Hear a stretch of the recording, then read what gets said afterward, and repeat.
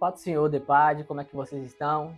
Estamos aqui mais uma vez para dar início a mais uma aula aqui do nosso curso de Teologia para os adolescentes, né? Quero agradecer a todos vocês que estão acompanhando as nossas aulas, desde a aula 1 até as aulas que foram postadas até agora, que estão compartilhando, curtindo, dando seu feedback, tanto aqui no YouTube como também lá no grupo da classe a qual você faz parte, vermelho e azul. Não se esqueça de deixar aquele comentário com o coração da cor específica da sua classe, para o seu professor fazer aquela chamada específica, ver que você está participando. Amém? Hoje nós vamos estudar mais um tema bíblico extremamente importante. Antes de nós iniciarmos o conteúdo, convoco você novamente a pegar o caderno ou o notebook, para quem gosta de escrever, notebook, lápis, caneta, para que a aula seja mais eficiente. Porque quando você anota, você força o seu cérebro a gravar mais o conteúdo e a ficar mais tempo, né, conectado com esse conteúdo. Então, pedir para você pegar os materiais de apoio que você precisar. E antes de nós iniciarmos o conteúdo em si, mais uma vez, me convoco a baixar a cabeça junto comigo para que nós possamos fazer uma oração para iniciar essa aula. Meu Deus, eu te agradeço, Senhor, por tudo quanto o Senhor tem feito. Já lhe louvo por todas as aulas que nós tivemos até agora. Quero lhe pedir sobre a aula de hoje, Senhor. Que o Senhor possa abrir o nosso entendimento, nos ensinar mais da sua palavra, nos orientar e guiar para a glória do teu nome todos os dias. É o que eu te peço e te agradeço em nome de Jesus. Amém. Antes de iniciar o conteúdo da aula, eu vou fazer um pequeno desafio para você. Eu vou te passar 3 questões, né, específicas sobre as aulas, e no final dessas aulas, você, a partir do conteúdo que nós vamos passar nessa aula, você vai usar suas palavras para responder essas 3 questões, certo? Então já anota aí que eu vou falar para você a primeira questão, para no final da aula você, com suas palavras, você responder. Pergunta de número 1. Qual é o objetivo da Bíblia? Se você fosse, por exemplo, agora responder já, você saberia responder? Mas calma, não responda ainda não. Anota no caderno e conforme a aula for desenvolvendo, você vai respondendo essa questão. A próxima pergunta, de número 2, é: quem é Jesus? Né? Como nós poderíamos definir Jesus? Quem é a pessoa de Jesus? E a terceira e última pergunta é: provas bíblicas que Jesus é Deus. Quais são as provas bíblicas, já que a Bíblia para nós é a palavra de Deus viva, eficaz, é uma verdade, né? Quais são as provas que nós temos dessa divindade de Jesus, certo? Essas serão as 3 perguntas que vai orientar a nossa aula de hoje. E através do conteúdo que for lhe passado, você vai ter material suficiente para responder. Para iniciarmos o conteúdo em si, eu peço que vocês peguem a sua Bíblia, abra ela comigo no livro de João, no seu capítulo de número 1, no versículo de número 3. João 1, 3. O versículo tema dessa aula diz assim: todas as coisas foram feitas por ele, e sem ele, nada do que foi feito se fez. Todas as coisas foram feitas por ele, e sem ele, nada do que foi feito se fez. De quem João está falando? Você consegue me responder? De quem João está falando? Se você ler o capítulo, o versículo 1, os versículos antecedentes ao 3, você vai perceber que João está falando de Jesus. Jesus é o personagem a qual João está apresentando. Por que esse versículo vai abrir a nossa aula de hoje? Né? Porque nós vamos analisar qual é o objetivo da Bíblia, o objetivo central da palavra de Deus. Deus tem uma característica linda. Qual é a característica bela e linda de Deus? Uma característica principal que ele tem é que nosso Deus, ele é um Deus presente. Você pode reparar em toda a história, né, toda a formação do povo de Israel, toda a formação da igreja. Você vai ver que o nosso Deus ele tem uma característica tão sensacional que ele nunca se fez ausente, tanto na história da igreja, como na história do mundo. Nós vamos ver que esse Deus presente, por exemplo, é um exemplo que nós podemos dar. Quando adoradores de outras religiões se reúnem especificamente para fazer um culto da sua religião específica, nós vamos ver que tal pessoa que é adorado naquele culto não se faz presente. Eles não conseguem, os seguidores de Maomé, do Islã, não conseguem invocar a presença de Maomé, porque Maomé era um homem. Os seguidores de Buda, quando fazem meditação, eles não têm a presença de Buda. Né? Os seguidores de alguma religião africana que fazem a invocação de alguma entidade, que eles chamam de guia, né, dizendo ser pessoas, como na verdade nós sabemos que são espíritos, eles não têm a presença daquela pessoa que ele diz estar invocando. Nós não. Quando nós reunimos em adoração ao nome de Jesus, ao único e verdadeiro Deus, nós não só sentimos a presença dele, como nós também temos o privilégio de saber que ele está perto, porque nós vemos as manifestações da sua presença. Um Deus que cura, que liberta, que transforma, que quebranta o coração, que muda os pensamentos, que convence o pecador do seu pecado. Convencer alguém do erro não é algo fácil, mas o Espírito de Deus tem essa capacidade de nos convencer do pecado. E isso nós vemos que é uma grande característica de Deus, o Deus que se faz presente. Por exemplo, na história da humanidade, se nós pararmos para observar, nós vamos ver que Deus ele tem uma característica extraordinária de intervir também na história dessa humanidade. Nós vemos ele levantando reis, abatendo reis, ele levanta Davi como rei. Davi estava cuidando de ovelha, mas se Deus resolveu levantá-lo como rei, o Senhor vai buscá-lo lá no pasto. Ele também abate reis. Por exemplo, ele fez Nabucodonosor, um grande rei da Babilônia, quando tentou se exaltar, comer capim como se fosse bicho. Nós vamos ver Deus levantando nações, por exemplo, é ele que vai construir Israel como um reino, como uma nação em si. Mas nós vamos ver também esse Deus abatendo nações. Por exemplo, Babilônia. Babilônia foi um grande império que hoje não existe mais. Então nós vamos ver que esse Deus, ele intervém na história da humanidade. Que é uma característica da sua presença. Ele está presente, ou seja, Deus não perdeu do controle nada. A história da humanidade em si, ela já está toda escrita no livro, nas palmas das mãos de Deus. O Apocalipse ele é a conclusão. Deus é tão perfeito na sua forma de agir e trabalhar que nós já sabemos a conclusão dessa história, e a conclusão é uma conclusão de glória e de vitória para a igreja. Essa característica de Deus ela é importante, e nós vamos ver isso desde o início do povo de Israel.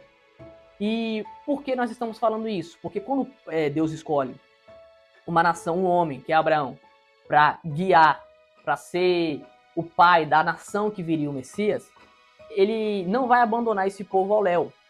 E uma das formas que nós podemos entender que é a manifestação de um Deus que está presente, é que esse Deus, quando ele se manifesta, ele quer ser percebido.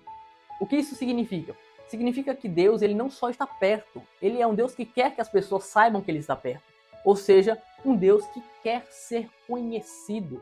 Essa é uma característica extraordinária de Deus. Ele é um Deus que quer ser conhecido.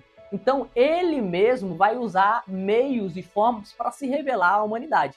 Aquilo que nós chamamos hoje como a Bíblia, a palavra de Deus, os judeus chamavam de lei e tal, nada mais é do que uma forma que Deus vai usar para transmitir o conhecimento daquilo que ele é. É óbvio que eu e você, na nossa pequenez de pensamento, não temos assim a totalidade de conseguir entender aquilo que Deus é. O que Deus é na sua totalidade. Nós conhecemos aquilo que Deus se revelou, né? Ou seja, mas nós sabemos que ele é muito mais do que nós podemos entender ou pensar. Essas revelações se deu através das manifestações de Deus no meio do povo dele. É por isso que ele vai dar para o povo de Israel leis, que vai guiar os caminhos e vai nos permitir ter a palavra. Quando Deus, que quer ser conhecido, se revela, ele vai dizer para o povo como adorar, como deveria, quais seriam as leis morais, quais seriam as leis que guiariam esse povo. Só que antigamente, na época de Abraão, de Isaac, Jacó, aí vem Moisés e tal, todo o conhecimento sobre Deus era transmitido de forma oral. Ou seja, um pai contava para o filho depois que tinha um filho contava para o filho, e assim passava-se o conhecimento sobre Deus. Só que a transmissão oral, ela tem um risco muito grande, porque ela depende muito de quem fala e também de quem ouve. E nessa comunicação pode surgir alguns ruídos específicos que podem atrapalhar o entendimento da mensagem. Por exemplo, eu posso afirmar que minha avó morava em uma casa azul, quando na verdade era uma casa verde, mas eu entendi que a casa era azul. Perceba que não tem nenhuma prova para dizer qual é a cor da casa, porque foi um conhecimento passando para o outro, e foi distorcendo. A fala é assim, por exemplo, o que é uma fofoca? Às vezes a fofoca nada mais é do que a transmissão de conhecimento sem saber toda a verdade. E o oral, a fala, a transmissão de conhecimento oralmente, pode atrapalhar a compreensão. Então Deus, que na sua infinita sabedoria sabe de tudo, sabe de todas as formas, ele vai usar alguns meios para que esse conhecimento seja transmitido para a humanidade, já que falando poderia sofrer alterações. Ele vai usar uma estratégia de transmitir o conhecimento sobre ele, né, que poderia perdurar por muito tempo. Qual foi o maior meio que Deus usou para ser conhecido em todas as gerações? Foi através da palavra, porque é através da Bíblia escrita que nós temos o conhecimento sobre Deus, sobre a sua obra, sobre Jesus. Por exemplo, ninguém viu Jesus. Eu não andei com os 12 discípulos, eu não vi a formação da igreja em Atos, eu não vi em Atos 2 o descer do Espírito Santo, eu não vi tudo isso, mas pela fé eu creio, porque o Espírito testifica no meu coração que é a verdade e a palavra transmite esse conhecimento.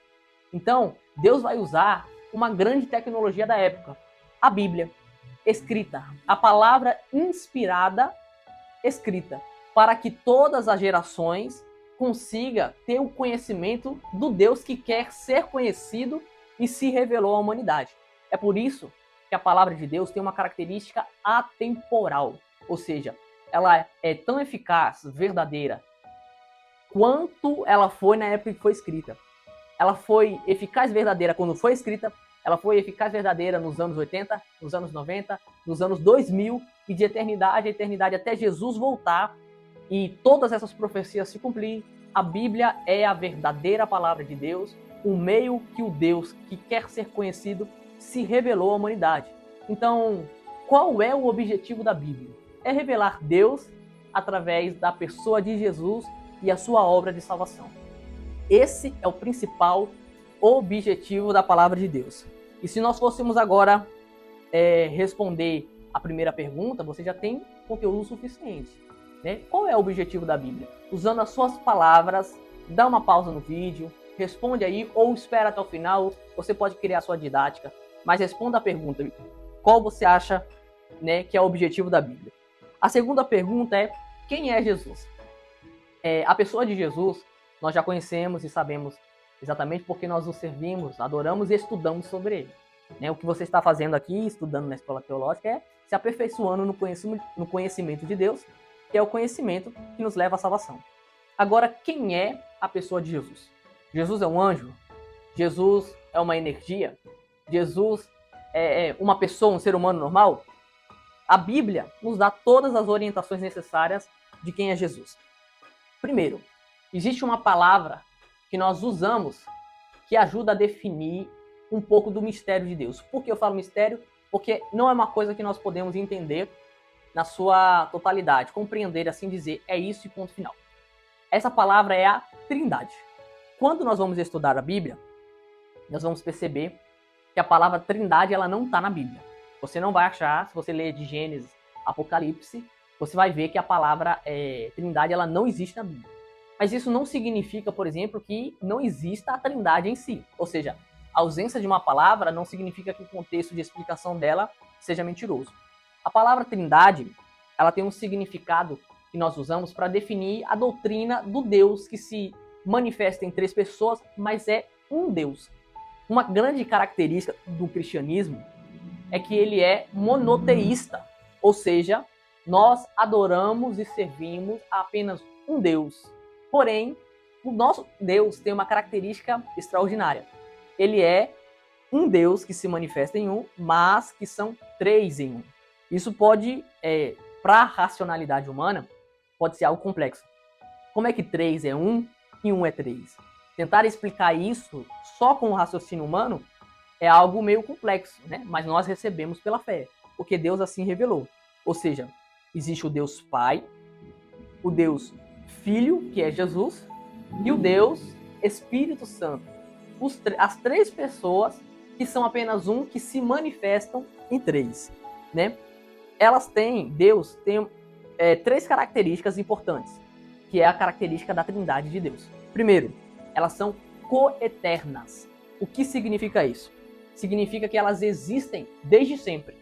Ou seja, Deus não foi criado, Deus não surgiu, Deus, ele é o criador de todas as coisas, ele é o princípio de todas as coisas. Então ele existe desde a eternidade, e a eternidade é algo que não se explica. O que é a eternidade? O que é o eterno? Né? A eternidade não conseguimos definir, mas Deus, desde o princípio, ele sempre existiu. É por isso que quando eu sou questionado pela pergunta, o que Deus fazia antes de criar o mundo em Gênesis 1? Deus não fazia nada, porque Deus, na sua totalidade, ele não tem falta de nada. Uma característica que Deus tem é a sua autossuficiência. Um ser que é autossuficiente por natureza não tem falta de nada. Então ele, antes de criar tudo, era satisfeito em si mesmo. O Deus Pai, o Deus Filho e o Deus Espírito Santo. Eles são coeternos. Também são co-iguais. O que significa isso? Significa que não há hierarquia entre eles. O Deus Pai é mais poderoso que o Deus Filho é mais poderoso que o Deus Espírito Santo. Não. Todos são Deus, todos detêm todos os atributos de Deus e todos existem eternamente. Tem a mesma, ou seja, eles têm a mesma natureza divina. E o terceiro ponto é que os três são distintos em relação. Ou seja, por mais que são um, não são a mesma pessoa. Deus Pai está sentado sobre o trono, à sua destra está o Deus Filho, o Espírito Santo, e dentro de nós está o Deus Deus Pai está sentado no trono, Deus Filho está à sua destra e o Deus Espírito Santo está dentro de nós. São três pessoas distintas, mas que são um. É meio complexo de entender, mas nós recebemos por fé. Nessa hora, o conhecimento cognitivo em si não vai explicar muita coisa, porque nossa definição de pessoa é eu estou aqui e você está aí. Mas Deus não. Deus ele é três e é um só, certo? Um exemplo bíblico que nós temos dessa trindade está lá em Mateus 3, 16 e 17. Mateus 3, 16 e 17, que diz assim: ao ser batizado, Jesus saiu da água, e naquele momento o céu se abriu, e ele viu o Espírito de Deus descendo como pomba e pousando sobre ele. Então uma voz do céu disse: este é o meu filho amado, em quem me agrado. Você consegue perceber nesse versículo as três pessoas agindo de forma diferente? O Deus Filho está sendo batizado, o Deus Espírito Santo desce como pomba e o Deus Pai fala: este é o meu filho amado, em quem me comprazo. Esse versículo nos demonstra a Trindade, nos apresenta uma característica do Deus que se manifesta em três pessoas, certo? A origem da palavra Trindade. A palavra Trindade, por mais que ela não exista na Bíblia, nós usamos ela para definir, né, para tentar explicar, ajudar a transformar mais esse assunto tão complexo de uma forma mais didática. Mas a palavra ela foi usada primeiramente pelos teólogos cristãos para tentar descrever a realidade, né, da manifestação de Deus. A palavra vem do latim, que significa trinitas, né? Tem um significado de três em um ou triunidade, ou seja, três em um em três. Ela foi usada primeiramente por um dos pais da igreja chamado Tertuliano, a partir que viveu entre o século de 160 a 220 depois de Cristo. Foi um dos pais da igreja que contribuiu bastante para o crescimento intelectual da igreja. E essa palavra nós usamos na teologia para tentar descrever um pouco sobre a pessoa da Trindade. Então, quem é Jesus? Jesus é Deus. Não é uma energia, não é uma pessoa qualquer, não é um anjo que resolveu se manifestar, não. É a manifestação de Deus para salvar a humanidade. Certo? Você já tem conteúdo o suficiente para responder a segunda pergunta. Quem é Jesus? Então, usando as suas palavras, você vai responder essa pergunta. Agora nós vamos para a última pergunta. Provas bíblicas de que Jesus é Deus. A Bíblia vai nos dar muitas provas sobre a divindade de Jesus. Porque nós vamos ver Jesus se manifestando em poder, né, em manifestações espirituais em todos os evangelhos. Isso serve também para testemunho de que Jesus é Deus. Por exemplo, João, capítulo de número 1, versículo de número 1 e o 14 também. No princípio era o Verbo, e o Verbo estava com Deus, e o Verbo era Deus. E o Verbo se fez carne e habitou entre nós. No princípio era o Verbo, e o Verbo era Deus, e o Verbo estava com Deus, e o Verbo era Deus. João 1:1 está falando sobre a pessoa de Jesus. Ele apresenta Jesus como a palavra, o Verbo. que estava com Deus e era Deus desde o princípio. Mateus, por exemplo, 28, versículo de número 18, vai mostrar Jesus manifestando um pouco da sua onisciência. Nesse versículo, Jesus vai perceber o que as pessoas estavam imaginando, pensando em seu coração. Ele vai questionar antes das pessoas falarem. Em João, 2 João, capítulo de número... João 8:58, vai dizer assim: antes que Abraão existisse, eu sou. Como é que Jesus nasceu bem depois de Abraão? Pode dizer que antes de Abraão. Isso significa que ele é eterno, ou seja, ele mostra que é a eternidade.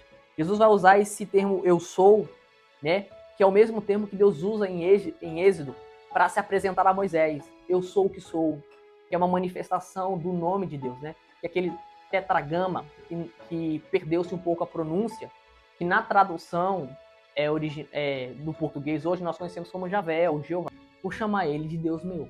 Né? Isso é uma comprovação de que Jesus aceitava a adoração e o título de Deus. Em João 5, 17 e versículo 18, Jesus vai dizer assim: meu pai trabalha até agora e eu também trabalho.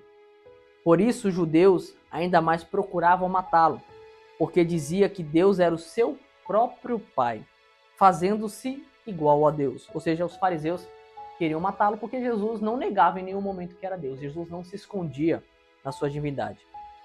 Em Mateus, capítulo de número 1, versículo de número 23, Jesus vai dizer assim: e o seu nome será Emanuel, que traduzido é Deus conosco. Não é que o nome de Jesus é Emanuel, a palavra Emanuel no original significa Deus conosco. Né? Ou seja, Jesus é Deus conosco, Deus que quer se fazer presente, se manifestando. Mateus 9, 2 ao 6 vai mostrar Jesus perdoando os pecados do paralítico. E para perdoar pecado, só Deus tem o poder de perdoar pecado. Então é mais uma comprovação que Jesus tem autoridade sobre o pecado para perdoar pecado. E João 10, João 14, 9, Jesus vai dizer assim: quem me vê, vê o Pai. Ou seja, ele e o Pai são a mesma pessoa. Claro, em 3 pessoas diferentes, o mesmo Deus. Certo? Acho que eu já dei informações o suficiente para vocês comprovando que Jesus é Deus, não é? A própria palavra testifica e o Espírito que em mim e em você habita confirma o que ela testifica. Né? Nós adoramos a um único Deus que se manifesta em 3 pessoas distintas. Deus Pai, Deus Filho e Deus Espírito Santo. Certo? Muito obrigado pela sua atenção. Não esqueça de responder as questões para ajudar a gravar mais o conteúdo e nos vemos na próxima aula. Valeu!